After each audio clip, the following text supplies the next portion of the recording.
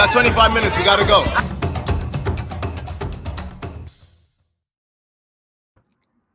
Hey, What's going on, YouTube family?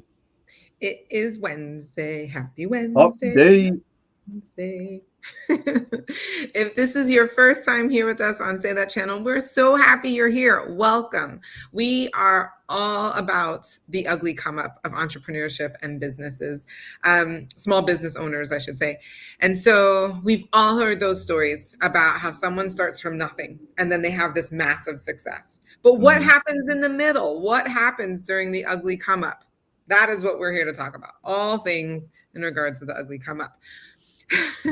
So what we typically do is we have a topic of the day. We've got 25 minutes to answer the topic of the day. When we have a guest, they also get to chime in on the topic question of the day. And when we don't have guests, we hear from other thought leaders, other content creators about what their views and opinions are. So we're really excited to share with our community of entrepreneurs and small business owners so we can learn from each other and continue to build and grow. Absolutely. And guys, today's topic is definitely going to be an interesting one, considering the the current climate of the world. So let's jump into it and let's talk about it. How does war impact your business? Really good question. So many of us know that right now there is a war happening between Israel and Hamas. And to anyone affected, sorry, just know that our condolences are with you guys. Our prayers are with you guys. This obviously is a globe. This is affecting the globe at this current time. Sorry to cut you off, Jay. What were you going to say? No, 100%. I was going to say, and because of it, there's a lot of human life lost. Yeah. And although that seems to be what's on everybody's mind right now, I also want to point out that there's another war going on between Russia and Ukraine. Thank you. Between Russia and the Ukraine. Yeah. And that is also resulting in the loss of life. And I think what is really interesting is, so I'm a humanist, and so I'm always going to consider life.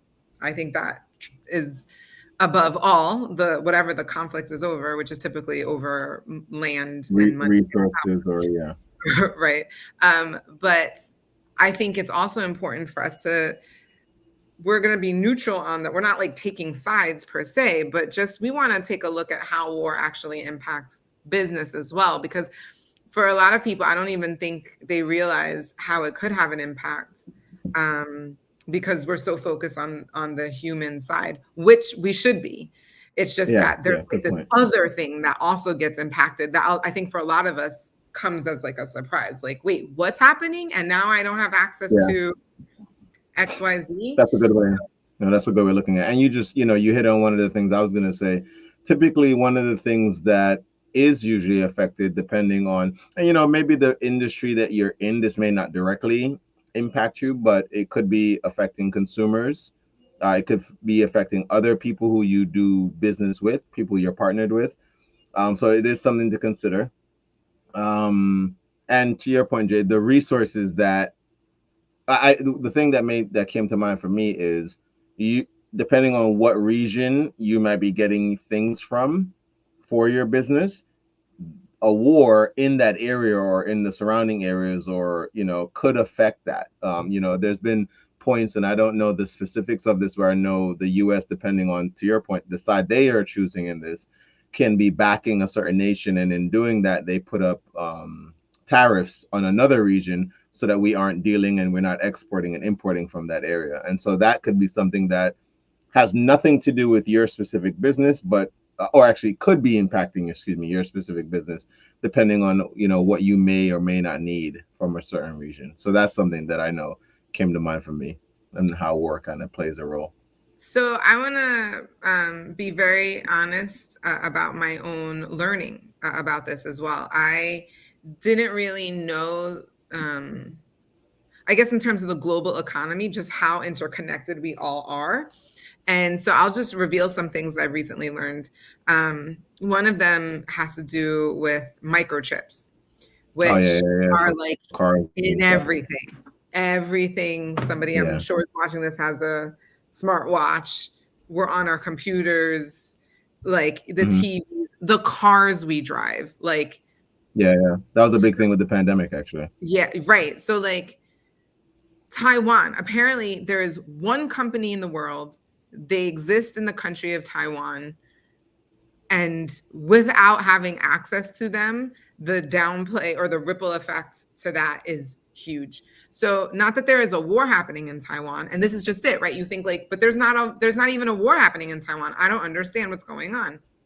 Well, in the case with Russia and the Ukraine, if if China, who is trying to like say that they like Taiwan is really a part of Support. China and they're trying to Yeah. like get access to it, but then they back Russia, and now the United States is like, no, we're not backing Russia. Ukraine is its own state. By the way, they're basically trying to say the same thing about Taiwan, but not haven't done so outright because of the delicate situation.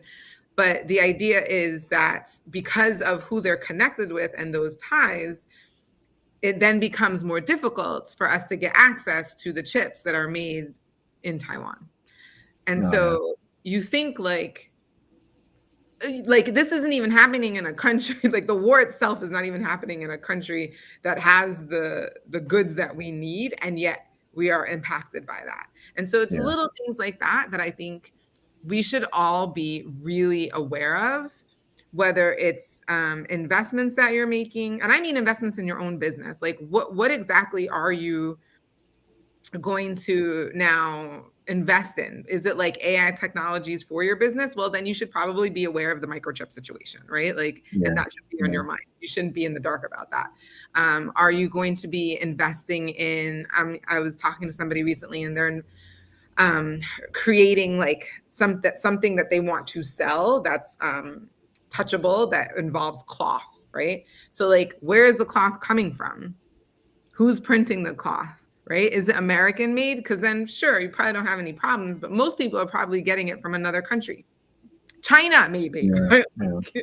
Like, so I just, it's just one of those things. You think that your business isn't impacted, and yet it could be. And I think it's really important for us to recognize this part as well, because ultimately, the powers that be that can control whether the wars begin or end are typically very aware of those monetary gains and losses and the global economy that is impacted, and are It's usually impacted by that. Yeah. making decisions based on that, whichever is best for them. And That's a really good point. that decision that they make may actually even in their minds trump the human Side of it, right? casualties, right, Yeah. that are involved in the war. So I say all that to say, like, I feel like as entrepreneurs, we think like this stuff doesn't affect us, but I think it would make us more ignorant. I want us to be educated. I want us to be in the know and Hmm. just recognize that like we should look into these things. Like if there's any outlet or anyone who's sharing information about this, like tap in, listen, become aware, because it's really important to the growth of your own business as well. No, that's a really good point. And there, one of the reasons why that's such a big deal is because this could be affecting your costs, your margins. Obviously, can be affected if you're having to go to another distributor for the. I know you mentioned that those chips are made by that one area, but in other areas you may have costs that are increased. You may have to go find a new distributor of a product or something, or a service function that you need.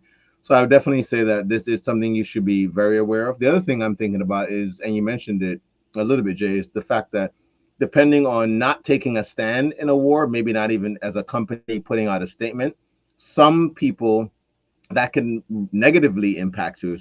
There's at some point I feel like we've kind of gotten to this place where companies have to make statements, or kind of make their state where they are, who they side with, even though they may not have something to do with the issue at hand. And I find that very fascinating. But again, depending on what business you're in, this might be something that you have to look into, whether it's with getting a public relations person to kind of handle things like this if you're large enough of a company. But I do know, depending on your target audience, some of us may have to consider some of these things when it comes to packaging, how we're what we have on our packages that we put out and send out, because you could be offending someone who is, you know what I mean. Now it's they're on a heightened sense or a heightened state because of everything that's going on. So their sensitivity levels could be significantly higher. I saw something the other day. It was talking about a company that I guess maybe some of the things that they had put out were supporting one side, and that wasn't what they were looking to do. So they had to recall a lot of their products just to make that PR or change the optics of how or what they were putting out there to the marketplace. So again, these are things that you may have to consider depending on the industry that you fall under. But I definitely know it was we had Well, one oh other go thing go that go I go can go. share, and we do have some thought leaders who are going to No, educate us. I'll let you cue it up. Go. So I know we're also talking to a global audience, right? Like it's not just Americans who watch this. And so something recently that I saw that was really interesting, and this is in relationship to the Russia and Ukraine war, is like grain. Apparently, grains are made Mm. in the Ukraine, and it's a product, right? And so that's like a business, a commodity, or whatever.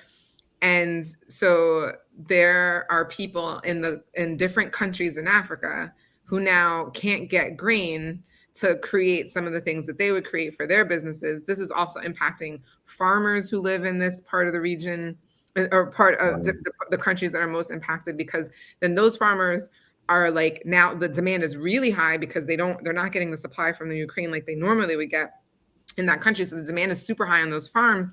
But then, what's crazy is then that people are now coming to the farms and stealing the Oh wow. produce from the farms. So like the farmers don't even have anything now to say. So like, and again, the farmer, like the ultimate Yeah. penultimate business person, right? Literally planting seeds and growing products to sell to people. And Wow. and like even something like that, like I read that and I was like, whoa. And the impact of that, and ultimately it's food, right? It's people's ability to eat. And then what does that mean? Now you have people who aren't able to eat. Like Yeah, to me, it blew my crime now actually becomes. It's so funny you mentioned crime because it made me think of that as well. Crime at some point can be a factor in many of these places. So if you have a business in an area, I know there's certain cities that there have been protests. They have certain businesses. I remember a client of mine was telling me about a friend of hers who she lives in a certain area in New York, and there have been a lot of protests, and so certain stores actually haven't been able to operate at normal, just normal hours because there's protests in the streets. They care for the safety of their workers and their customers, so they're actually closing their business. So something that again you would never even think, or you wouldn't maybe consider, why a reason that I'd have to close my business today. You still got to pay your rent, you still have expenses that you still have to put out there. So there are obviously aspects of this where financially you can be burdened because of something that's hundreds and thousands of miles away from you, right. but it is still in some fact impacting what's going on in your daily life in a way. 100%. So All right. Well, now's a great time then. You've heard yeah. from me and Winston. Like we've shared a lot. I know when I heard this at first, I was blown away. So we want to hear from some other folks. We're going to turn to our fellas at Earn Your Leisure, That's it. and We hear gotta what they take have it. to say about the impacts of war and business. Let's talk Go about for it. the Israel and Palestine conflict, shall we? Yeah. So, what is your biggest fear regarding the conflict between Israel and Palestine, and how can this affect the global economy and the world markets? Yeah. I'm going to tread very lightly. Prayers for all those who have been affected. Once again, I want to stick on the stock market side. So when I'm looking at an investment on a fundamental side, there's a few things that matters. Interest rates, quantitative easing, inverted yield curve. Some people will call them black swans. We've already had the Russia and Ukraine issue that could have been avoided, and we'll talk about that later. Now we have this conflict that is popping up. My biggest worry when looking at a potential black swan event is if China gets involved, because China did make a statement. You guys can go look at about what they said. But if China begins to influence or fund one side of that war. I'm not saying it to be salacious. I'm not an expert on foreign policy, but we could end up in a World War III like scenario. And that's why I've been saying for the past 8 months, 9 months, we need better leadership that is great at resolving situations before they arise. There's a lot that Trump did wrong. And we were having this conversation this past weekend, and I had it with a few people. I think Trump could have avoided some of these. Like, I'm not a Trump supporter. I didn't vote for Trump, but I can say he's one of the few presidents that kept us out of war. I wish we had a president in office currently that had the diplomacy of a Bill Clinton, Barack Obama, even a Reagan to calm some of these fears. Because I think the Russian-Ukraine situation could have been prevented. And if we keep going down this pathway, the part that is scary for us, Russia is able to manufacture warheads at 1/10 of the price that we are, and we're running out of money as a country. Mm. The fact that we don't have enough and we've been deploying capital to aid Ukraine, we're weak. Tupac said, hey, now I got my money right now, I want war. Now is not the time for us to get into any war. Bond market is falling apart. People are worried about the economy more than ever. We are aiding too many of the countries while not taking care of our own. Mm-hmm. My biggest concern is if China gets involved, we could go into a multi-year war, and I don't see how we'll be able to win that long term. Yeah, money's running out. Yes. Mm-hmm. All right, let's talk about the geopolitical stuff. But let's dive in. Come on. Yeah. Well, let me just say thank you, because last week I think you gave great context to the situation and gave amazing job. An overall thesis of kind of what's been happening in the region. But even in the sense, we spoke about it last week from the stock market, Ian, we watch oil prices rise, we watch them go down. Talk about the direct impact that war has on economies, because some people will say, well, the market's going to move either way, right? So can you talk about that a little bit? Yeah, it won't be in your favor. I mean, because if we go to war, oil is going to go higher. Investors like certainty. So if there's uncertainty or there's conflict, that's why I was saying rap, like, yes, Hit 'Em Up was an impactful record for Tupac. Every other beef, it really didn't make anybody any money. If you talk to most executives, the liability side of most beefs are not even worth it. So our stock market will be flat or may trend down lower. If you look at most years when we were in war, 91, 92, and those are smaller conflicts that we were able to win, it still had an effect on the stock market overall. So yes, the economy will go, but we don't need another thing on top of, like, listen, the bond market is going through a .com crash and nobody's talking about it. Crypto has went through the equivalent of a .com crash and everyone's acting like everything's fine. The economy's hanging on by a thread. We don't have great leadership. The debt is at the highest that we've been. Debt to GDP is at the highest rate that it's been. College students aren't even passing SATs at the rate that they were 45 years ago. And everyone's like, that's okay. It's not. We are weaker as a country than ever at the worst time, while others are getting a little bit stronger. So it will have a dramatic impact on the market if China does get involved. And if we go to World War III, oh man. So we move. What a great point. Okay, good. I got it. That he just threw out there, though, that I didn't even think about. I forgot when I was in college, I forget which war we were in, and I remember how gas prices shot up because of some announcement they had made.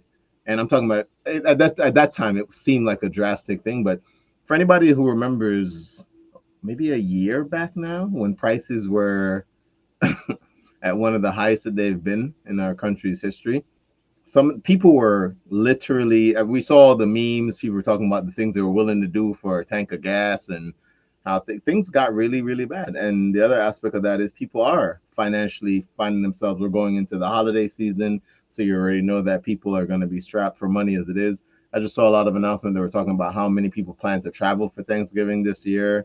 Just kind of, it's like the real first year that the kind of COVID scares kind of been at its lowest. Yeah, some really good points. Yeah, anytime there's conflict, the economy takes a hit for sure. And I'm sure, and investments, of course, because people, investors want security, and when there's none, then Yeah, things. you need to. Yeah, absolutely. You need to know, especially with the stock market. A lot of that is a long-term Mhm. investments, and so they can't. Companies that project out ahead of time when they're doing like their quarter four numbers and things like that, they aren't certain in what they're doing.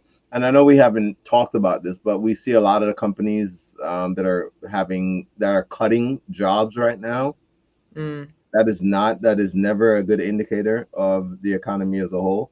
You know what I mean? Mhm. Companies tend to look to find other innovative ways to make money, but if they got to resort to just cutting people, those people are about to go into back into the Unemployed. unemployment. Yeah, at a point, again, at a time of year where it makes a big difference.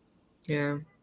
You know what I mean? When the retail market, things like that, we're going to start seeing them. Probably going to come out with some reports. And what sucks is I personally don't like that. There's a sense of you can't really trust like the job reports. You know what I mean? Things like that. When they come out with numbers, there's always or often like other reports that come out and say the numbers are skewed. So they'll tell you that, oh, we're more people are being hired this month than previously, but Oh, it's funny. I actually, the last report is actually really bad. Like oh, the is last it? Oh, report for okay, the U.S. perfect. Well, government, yeah, not perfect, but it's like only 100,000 jobs were added, and that's 100,000 jobs were added. There are over 300 million people in the United States. oh Only wow, there you go. 100,000 jobs Yeah. were added. Yeah. And I've been seeing that trend for a little bit now. And the geniuses, I'm not sure if you guys mentioned this. There's been boycotts for certain brands that are supporting either. Oh yeah, that's Yeah, a little bit of what I was talking about. yeah, Yeah. exactly.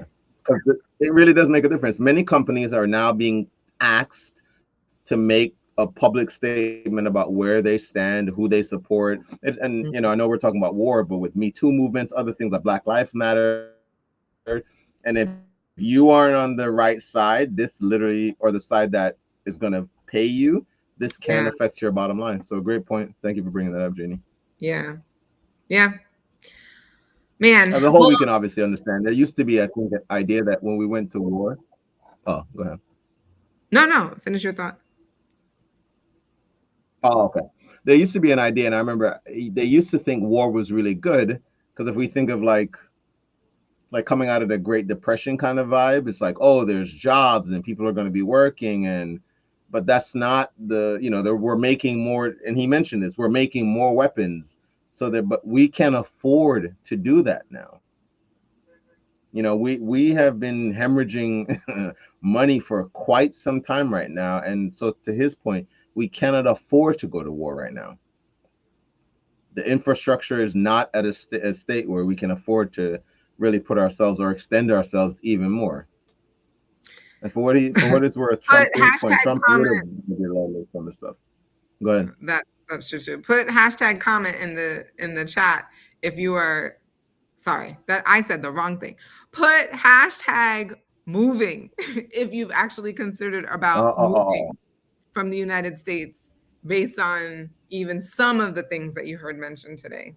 I know he just reminded me of a lot of the things that I am very aware of. And I think sometimes, it's very easy to put us back to sleep. Like everything's fine here. Everything's fine, right? Yeah.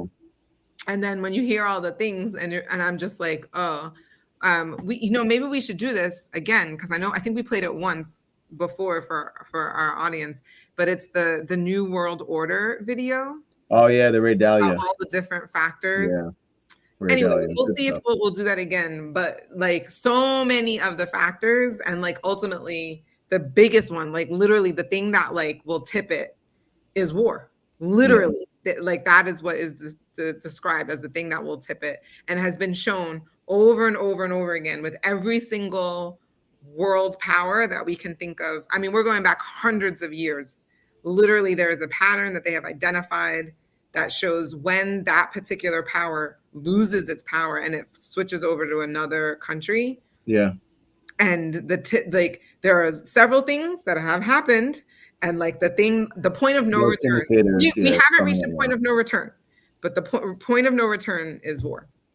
Would be to go. Yeah, and to I guess add to it, Janelle is saying, guys, it's not obviously we've been in multiple wars, but it's those other if those other things on the checklist we're talking about happens first, and one of them is being in a war that financially you cannot afford, and that's something that Ray talks about. It's the idea that you can't afford to be in this war, and the fallout from obviously not being able to afford it, which means it's probably harder to win it, is that country now. And at that point we've not necessarily, I don't know if we're even considered the world power anymore, or a world power maybe, but not the world power. I think we've maybe lost that status now for a few years, considering the grade that we have as a country is not even in A anymore. Yeah, I mean, here's the deal. I totally understand that, like, there are some people who still would love to come to this country given the state of their country, and no freedom of speech, the ability, like, just a lot of freedoms not given to you. But I would say, like, we're getting to a place where people don't feel like they can sustain like a livable lifestyle here. Yeah. Yeah. This used to be the place where you left to come because you could create a life for your family, and that dream, or the dream that was being sold, it's it's the crypto thing. He talked about it. No one saw, dude, the guy that just got sentenced for that crypto stuff, billions of dollars lost. Or even the bond thing. Yeah. So guys, please, again, hashtag moving. This has not been one of our cherrier episodes. Yeah. Hashtag moving. Don't forget to put that if you've considered moving to another country. And of course, please tell us any thoughts, comments, if you agree or disagree with what the guys from Earn Your Leisure, specifically Ian Dunlap, had to say. We want to hear it. Absolutely. So guys, make sure that if you have not done so yet, you like this video, subscribe, go check out some other videos that we have. Janelle mentioned a video that we will link to this one. We'll link the Earn Your Leisure, and we'll find that Ray Dalio video, and we'll link that for you guys as well, so that you guys get the full context of what we're talking about. And until we see you next time, as always, remember, you deserve the good life. Say that. Say that. We'll see you guys soon. Peace.